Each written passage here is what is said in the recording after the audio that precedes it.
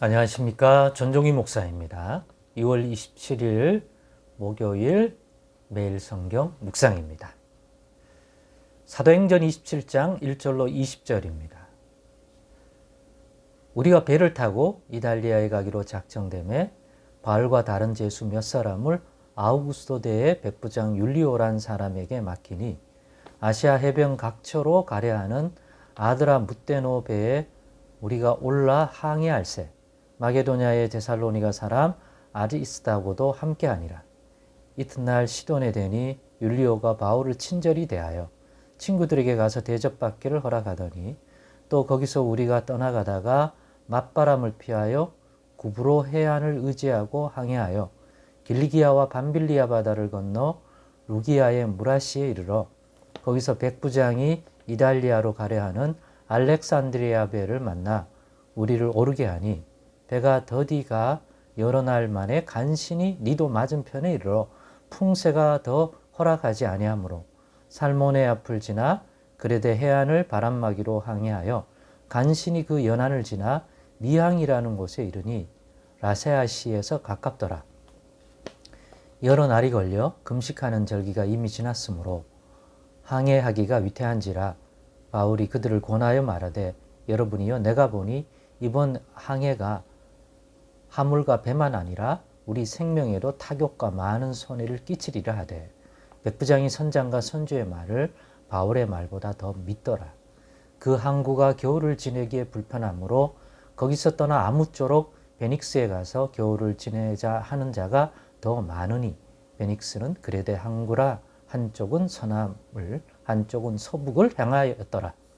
남풍이 순하게 불매 그들이 뜻을 이룬 줄 알고 닻을 감아 그레데 해변을 끼고 항해하더니 얼마 안 되어 섬 가운데로 유라굴로라는 광풍이 크게 일어나니 배가 밀려 바람을 맞추어 갈 수 없어 가는 대로 두고 쫓겨가다가 가우다라는 작은 섬 아래로 지나 간신히 거루를 잡아 끌어올리고 줄을 가지고 선체를 둘러감고 스르디스에 걸릴까 두려워하여 연장을 내리고 그냥 쫓겨가더니 우리가 풍랑으로 심히 애쓰다가 이튿날 사공들이 짐을 바다에 풀어버리고 사흘째 되는 날에는 배의 기구를 그들의 손으로 내버리니라. 여러 날 동안 해도 별도 보이지 아니하고 큰 풍랑이 그대로 있음에 구원의 여망마저 없어졌더라. 아멘. 네, 오늘은 순탄치 않은 바울의 로마행이라는 제목으로 묵상 나눔을 갖겠습니다. 순탄치 않는 바울의 로마행. 바울의 로마행은 100기를 이용해서 가게 되었습니다. 먼저는 아시아 쪽, 당시에 아시아라고 부르는 그 지역을 낀 해안 쪽으로 가다가 직접적으로 가는 배는 그 시기에 마땅치 않아서 결국 이집트 알렉산드리아에서 로마로 가는 그 배를 중간에 교착점에서 만나서 그 알렉산드리아에서 온 로마행 배에 올라타게 되었습니다. 여기까지는 큰 어려움이 없었습니다. 그런데 문제는 이 알렉산드리아로부터 온 이 로마행 배에 타면서 발생하게 되었습니다. 바로 유라굴라라고 하는 광풍을 만나게 되는 그런 일이 오늘 본문에 보니까 발생합니다. 그런데 사도 바울은 이런 어려움을 이 배가 지금 움직이면 이런 어려움을 당할 것을 예상하고 좀 이러한 시기가 지나고 난 다음에 항해하자는 그러한 의견을 냈습니다. 하지만 선장과 선주는 아니다. 그 지역으로 가면 분명히 또 좋은 바람을 맞이해서 갈 수 있다. 라고 하는 의견을 냅니다.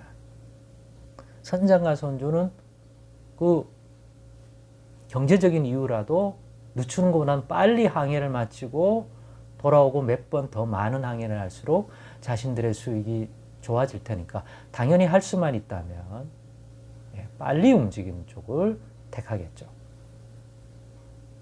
그런데 이 배에 사도 바울을 로마로까지 호송하는 사람은 이 황제의 부대의 백부장인 율리오라고 하는 그러한 지휘관이었습니다.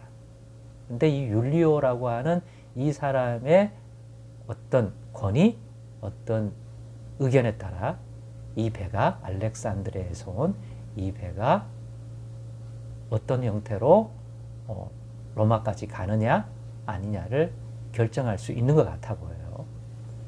그래서 사도 바울은 야 이거 예측하건대 이거 지금 움직이면 여기서 움직이면 큰 어려움을 당하니까 그런 게 있을 수 있으니까 그 위험이라고 하는 것이 우리의 목숨까지도 어려움 당할 수 있는 그런 위험이 기다리는 것 같다. 그러니까 이 항해를 좀 더 늦추더라도 좀 그런 것들이 지나가고 난 다음에 가자 했습니다. 그런데 여러분 사도 바울이 뱃사람이고 항해사고 이런 경험이 많습니까? 그러니까 백부장 율리오의 선택은 선장과 선주의 말을 듣습니다. 여러분 같으면 누구 말을 듣겠습니까? 객관적으로. 아니 호송하고 있는 일종의 물론 자유를 많이 주었지만 일종의 그 가이사 황제 앞에 서서 신문을 받아야 할 아직은 풀려나지 않아야 혐의가 있는 그러한 죄수의 형태를 띠고 있는 그러한 사도 바울의 말을 듣겠습니까?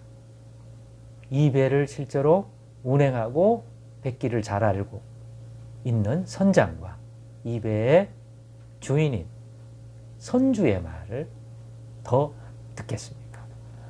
결국 백부장 율리오는 바울의 그러한 예상을 뒤로 하고 선주와 선장의 말을 듣고 배를 움직이게 되고 그런데 또 마침 또 순풍이 부는 것 같아서 자기들의 선택이 옳다고 생각해서 결국 배를 움직였지만 유라굴로 광풍을 만나 정말 어려움을 당하고 이거 다 배가 파선하고 다 죽겠다 싶은 지점까지 이르게 된 장면을 오늘 보여주고 있습니다. 그러면서 이 내용을 묵상하면서 바울은 어떻게 이런 일이 있을 거라는 것들을 알았을까? 라는 생각을 하게 되었습니다.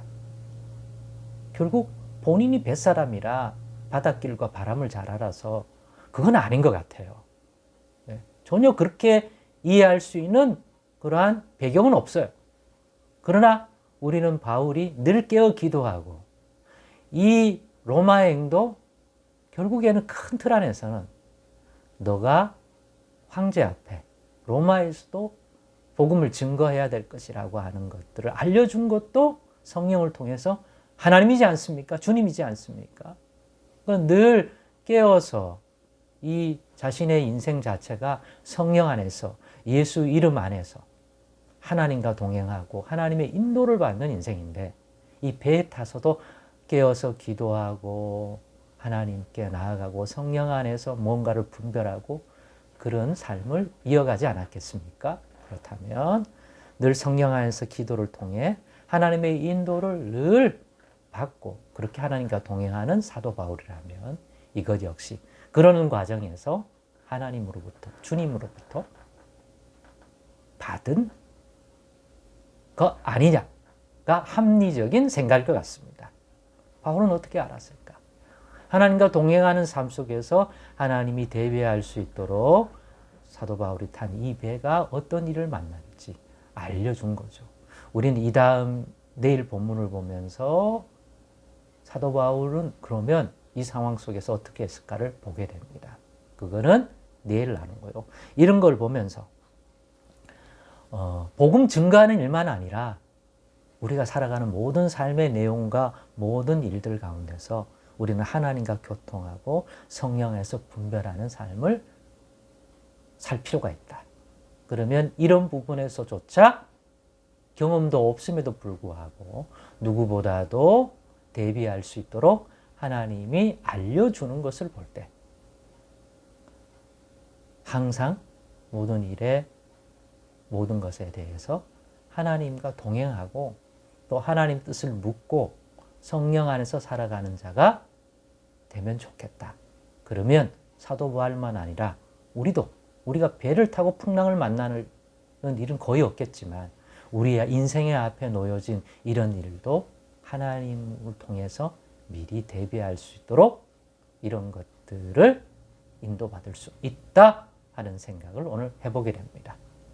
그러려면 사도 바울이기 때문에 알려줬다 하나님. 그러기보다는 사도 바울처럼 항상 하나님의 뜻 안에서 살고 성령 안에서 교통하는 삶을 살고 있기 때문에 그것을 통해서 하나님이 인도하셨다 하는 것이 옳을 것 같습니다. 여러분 오늘도 성령 안에서 또 깨어 기도함을 통하여 이 모든 일에 하나님과 함께하면 우리도 이런 경험이 있을 수 있다 생각합니다. 기도하겠습니다. 하나님 감사합니다. 늘 깨어 기도하고 늘 성령 안에서 행함으로 필요한 하나님의 도움과 인도를 늘 받고 행하고 분별하는 저희들 되게 해 주옵소서. 예수님의 이름으로 기도드리옵나이다.